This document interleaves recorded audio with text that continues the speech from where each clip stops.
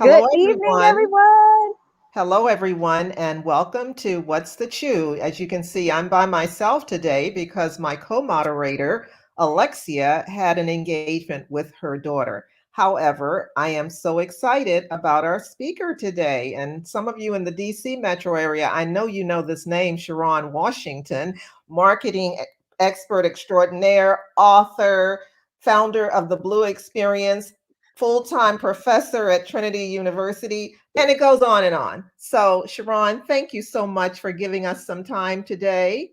Thanks for having me. Happy Sunday. I'm sorry that I don't get to see Alexia either, but happy Sunday to Alexia too.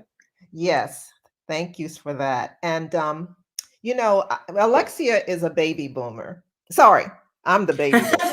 Alexia is a millennial and Mhm. I'm a baby boomer. And she's been helping me to understand her demographic, and I've been helping her to understand mine. And one of the things she spoke with me about, because we're on this wealth piece today, was how so many millennials want to be influencers, and that some of her friends are looking at how much they get with respect to folks joining them on their social media, how many likes they have, how many friends they've gained, and they see that as a metric for whether they can be popular and in the stream of making money off of their popularity. So I Right. want to talk with you about that later on, because I know you have elevated to a major social media brand, if you will. But that's just not it only. You are also a media maven outside of social media. Well, thank you. Well, I follow you. I'm in PR, so I follow you. I want to be like her. So tell me, though, before we get into that, since I think the world of you, how did you actually arrive at all of this? Who were you as a child? So you know what, the core of who I am is a cheerleader. I always like to explain that. Like all my life I've always been a cheerleader in the literal sense and not so literal sense. Definitely supportive. I'm always yelling, pushing people to go be their best. So for me, it started very, very early. And so we lived in a household with a matriarch. So my grandfather was there too. So we had like this whole kind of really neat relationship. Grandmother, grandfather in the house, mother, my father was not, he was around, but not in the house.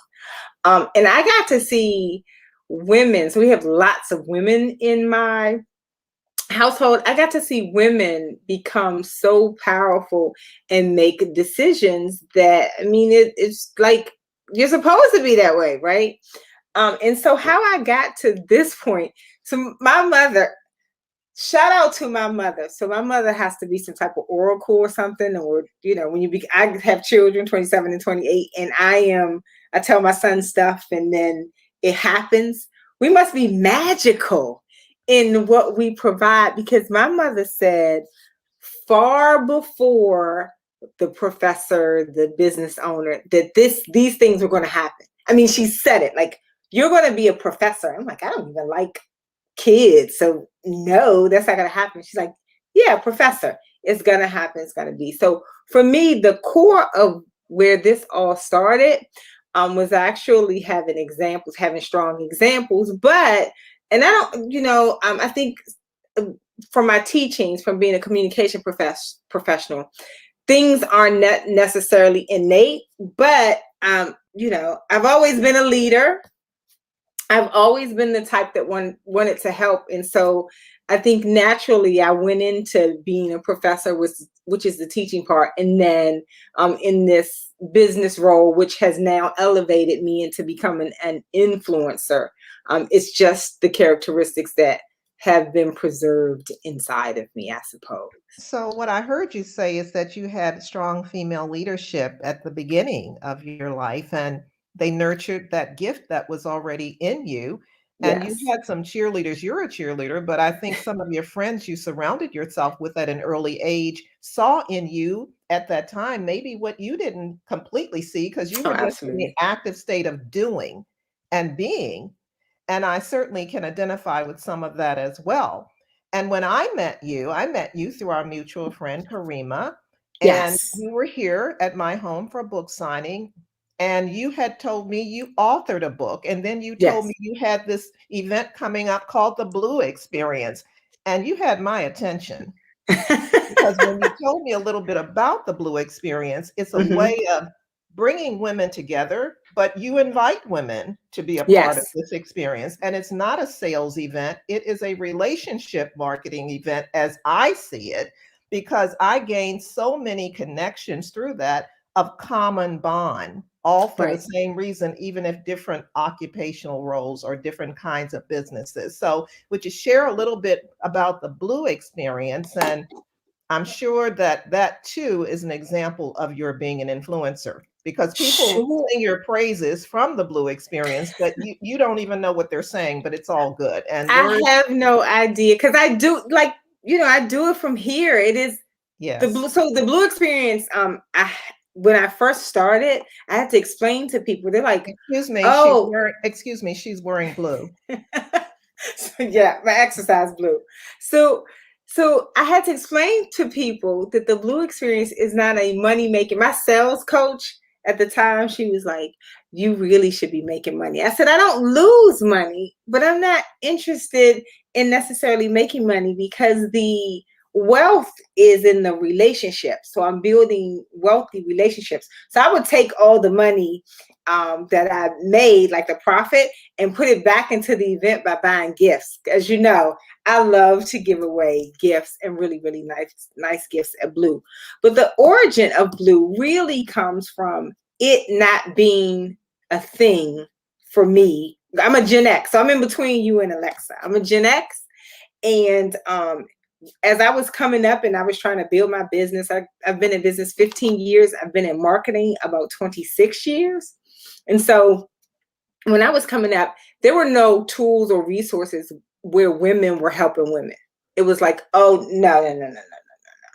You're going to steal my idea. I'm not going to be great. We can't collaborate. So I wanted to create a space that was women who I had built a relationship with to invite them. So that's hence why it's really exclusive. You have to be invited because the idea is you have to get to know people, and it starts with me. You got to get to know me and then come to this event because when you're a bluer, I want people to take that really seriously. Like, we're there to build healthy relationships. There are friendships that are built from there. There are definitely opportunities, job opportunities, because I don't just have small business owners, but there are also people who are actually like CEOs. They have positions. So there are job opportunities, there are partnership opportunities. So I wanted to kind of build this community of women where you didn't feel apprehensive if you were asking, can you help me? And you were really going to get some help. And it helps to do that way. So all of that, of course, goes into your brand as an influencer. And I'd like for you to give some insights to women out there who are thinking of wanting to be an influencer and what it takes to become one.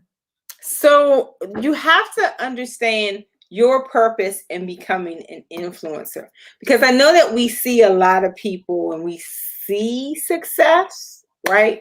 Well, you have to determine, and I say this with anything, whether it's a marketing plan, building the business, becoming an influencer, you have to determine what this means for you. And if it is about, making money, I want to use this to make money, then you're going to determine how much money do you make from this. It is actually building that solid plan, that foundation initially, that will help you move into the right path and understand what you're doing this for. So that's one. You need to understand why you want to do, the purpose of why you want to do this. Then find a lane, singular, that you master very, very well, that you're going to be impactful in. You can branch out to all different types of products, services, all of that you want to, but find a lane to begin with before you start to broaden your reach. Because what will happen is people will see you for totally different, a couple of different things. They'll get confused with what your brand is, and then you may lose the interest of the audience. So it's important to do that. Then start to research and actually connect with those people that you want to be an influencer for. Let's say if you want to sell a product or something like that. Research, build relationships with people who are the decision makers within this company that you want to do this for. Because there are a lot of people. So I think I saw this, Patricia, on Instagram, where this young lady had 1 million followers and she only sold like 20 t-shirts. What? Yeah. So she had a t-shirt. Because you don't always know who your followers are, and they may not know who you are with respect to delving into what you represent from a product perspective, or just in terms of your core values. So Absolutely. You don't always develop the linkages. Right. And content is spam. So all of the content that we receive, so I think it's 0.5% of content that we receive. I mean, we retain 0.5% of the content that we receive. And that's including emails, social media, what have you, news outlets, all of that, TV. We retain this amount of information. The most information that we will retain is the people we know, like, and trust. So if you're finding that on your, say, if you want to be an influencer and your social media page is interesting to people consistently, I think that I was going to keep it at 3 things, but the 4th thing is consistent. And Right. I started this influencer journey, lifestyle influencer journey, and thought, oh, this is going to be easy. I dress every day. Like, I'm always looking for fashion. I'm healthy. I'm going to exercise. I'm going to eat right. Right. So I'm always thinking about food, fitness, and fashion, but it got to be a chore. Like, I was like, oh, I really have to be intentional when I put things out to make an impact. So part of being an influencer is to start to understand your why. And if I would say, if it's for money, then you should stop right there. Mm-hmm. Like, stop. Because too, when it's about money too, you tend to be impatient. Right. But when it's really related to your core values and how you want to show up in the world, it's really authentic. Absolutely. And there's somebody out there that wants to be a part of your tribe. Absolutely. And I think it's important to have the measurements so you'll know when, you know what, this isn't yielding my expectations, so I'm going to stop. It's okay to say, you know what, this didn't work out. Try it. Doesn't work out. Either go to another plan or stop. It's okay. It's okay. Everybody can't necessarily be an influencer. An influencer has different meanings for different people, right? For me, I think it's impactful. For the people that I am, for the companies I am the influencer or brand ambassador for, they only care about how much I can sell. They care nothing more than we'll keep you as long as people will buy from you. And fortunately, I've had the impact where people buy tens of thousands of dollars a month on product that then I can be able to reap the benefit from. That's fantastic. And I know just from following you last year, you had a little bit of a health crisis that gave you another vehicle for amplifying your brand. So can you tell me a little bit about that, or tell the audience? I will tell the audience about that. So I was diagnosed with diabetes. So prior to this, I was diagnosed with diabetes. I was pre-diabetic ahead of time. And in my family, we do have a history of diabetes. This is no shock to me.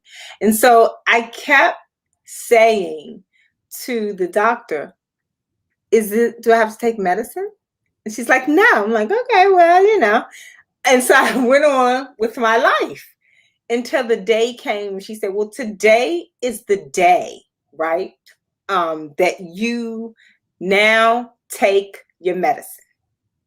And so then I made a choice because the medicine was making me sick, that I had to do something to turn this around. So I asked that. And so within this crisis, I started to just share my story. Like, I was feeling kind of down, so I kind of share my story and noticed that people were impacted on how I ate, how I worked out because it's regular. I'm not, and again, I am not dissing anyone who goes and gets anything augmented. It is definitely a self choice. But for me, this has to be all natural because of my health conditions.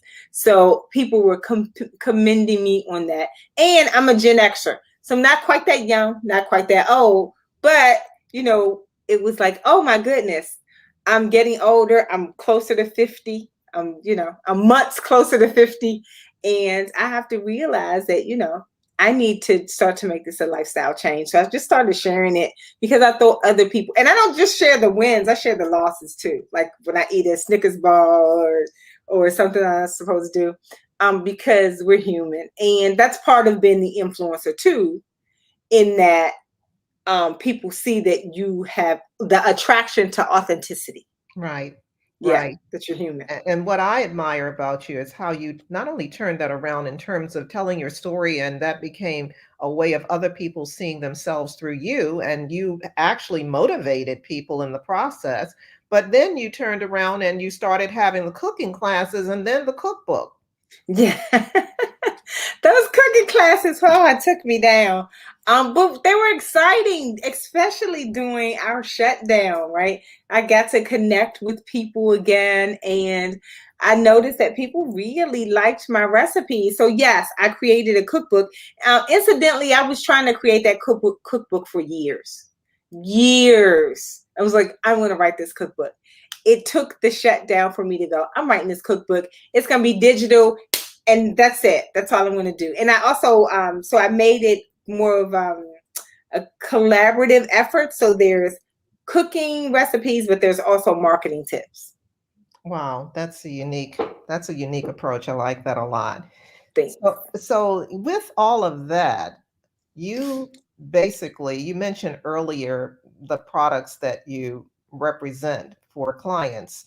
Did they come to you by noticing you on your social media? How did you arrive at being a lifestyles, what do you call yourself? Lifestyles what? Lifestyle influencer. Influencer. I had to even look up the terms to kind of figure out what am I, and I had, so my best friend, she's all into fashion and lifestyle trends and things like that. And I was like, hey, so I don't necessarily want to sell stuff to people, tell people I'm like a stylist, because I start to get people asking me, are you a personal stylist? Can you style me? And I'm like, no. So what is this called? So the term is lifestyle influencer. So I'm hoping, my purpose is to influence people to do things inside of a lifestyle. And so I showcase my lifestyle, how I like to dress, in professional and personal, and what I like to eat with my food, Swimsuit and then too. Those fitness. swimsuits were looking good on Oh, I you. think so. 19 years it took me to get back comfortable into a bikini, and I'm going to celebrate it. My husband's like, hey, it's too many bikini pictures, but it sounds like it's helping other people to go, I'm going to put on my Yes, bikini too. Do it. I say, do it. do it. And Do the it. shoes. Let's talk And about the shoes. so shoes, and I have several other companies actually looking to contact me. So your question was, did someone come to me? Yes, did someone come to you? So initially, I bought the Office of Angela Scott shoes. That was the shoes that I bought. They're within my fashion style. So they're classic, but I also can have fun with them. So I was tagging them to things. And then I just said, hey, check my page out. Because people were like, oh, I like these. Where do I find them? And they're like, oh, I bought some. And then they would share their stuff. So I just inboxed them and said, hey, because I was thinking, shoot, if I got a free pair of shoes, this would be great. That's all I cared about at the moment, because they're fairly expensive. But they're good. They're durable. They're good. So I reached out to them and I pitched the idea of what I could do, and let's do some trial. Let's go a trial run. And I went beyond. So they were expecting a percentage of me probably bringing in somewhere that's equivalent to like 5 to 6% at best, and I kind of bring in like 10 to 20% of like double that. And they're like, oh my good. So I made You them got their attention. some right, pretty good money. They're like, Yes, passive you, income. you are you. And I didn't even, it was passive income. And it's something I like to do. So then these glasses that I have on Caddis, I wear readers. I need readers. I'm always shopping luxury brands that are affordable, at least for me and my friends. So I keep the same friends who are usually we're in the same fashion family somewhere, right? So there's something they like or that I like that they do. So my readers are from Caddis, and Caddis actually had me on become a brand ambassador, and they contact me for special things to do special things outside of what I do for them now. So you all Um, hear, I just want to interject. You hear what she's yeah. saying. Influencer, she started off with who she was when she was a child. People saw it in her, and she stayed true to her purpose.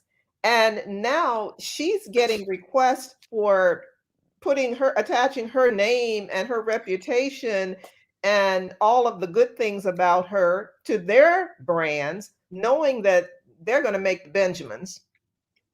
It's And true, it's true. basically, when I look at you and I look at how you do what you do, it's almost like you having a party every day. It's fun, but sometimes it's not fun. Another thing, I did mean to say this: when you're looking to become an influencer, make sure your audience matches their customers. Because if Right, your audience doesn't match their customers, it's a mismatch. They can't use you. right. You can't benefit. Well, use in the sense they can't leverage the relationship, and you can't leverage it either. So there's not a beneficial relationship. That's a good Beneficial point relationship because I there. think you mentioned to me before we got on that there was someone who had a lot of followers and didn't bring in any sales. Yeah, no, at all. And it all equates back to wealth. So you have passive those pieces are having that seven streams of income or at least streams of income. You should understand that these incomes may not always be a permanent or even solid situation. So you should always be looking to add or circumvent certain streams of income, because this could change. Like, my shoe deal could end, right? They could go, you know what, not selling these shoes, thanks. But that doesn't mean that I don't have other people waiting in the wings to say, hey, are you still with this company? Because they're our direct competitors. But Right, if you right. don't do this, then you can do that, right? So I still shop for other opportunities too. And I'm expanding the lifestyle brand a little bit more to utensils, food utensils, and tools. What can I say? This is great. But we're going to do an abbreviated version today since Alexia is not on today because of her commitment. And we're hopefully going to bring you back when Alexia, who is a millennial, of course, can also ask some pertinent questions for her Absolutely. demographic. So, but in wrapping up, if you were to look at some primary bullets that you can have our audience take away, what would they be? So the first one is that just because you want to be an influencer, you don't have to be an influencer. You want to think about purpose first. Why am I going to do this? What's the time and effort that would it take for me to do this? Because outside of, again, remember, this is passive income. So it cannot consume me. It has to go fit well, be complementary to all the other things that I have got going. I'm a full-time professor. I still own a business. I do facilitating and training for large companies like Events DC and Goldman Sachs. So like I still have to have those things that are going to be complementary. So make sure you understand the purpose of why you're doing this, and do you have the capacity to actually do this? Think about how this is going to build into your wealth plan, right? So not only do I have the time, but is this worth my time for the amount of money that I want to make or be making or want to save, whatever you want to use this to do? But is this even worth the amount of money? Because I think sometimes we get in there and we think influencers, and you think, oh, I'm gonna be an influencer, I'm gonna be, like Kim Kardashian, and I'm gonna be, everybody's just gonna follow me, and everyone's an influencer these days. But how much impact can you make? Thirdly, and you want to think about the audience that you have versus the audience you want to influence. Do you have the audience? Because sometimes what comes first, the chicken or the egg? Is it you get out there and you kind of showcase what you have and then the audience will come? Or is it that you build enough relationships where you build your audience and then you build in your content? So you want to think about that. And lastly, consistency.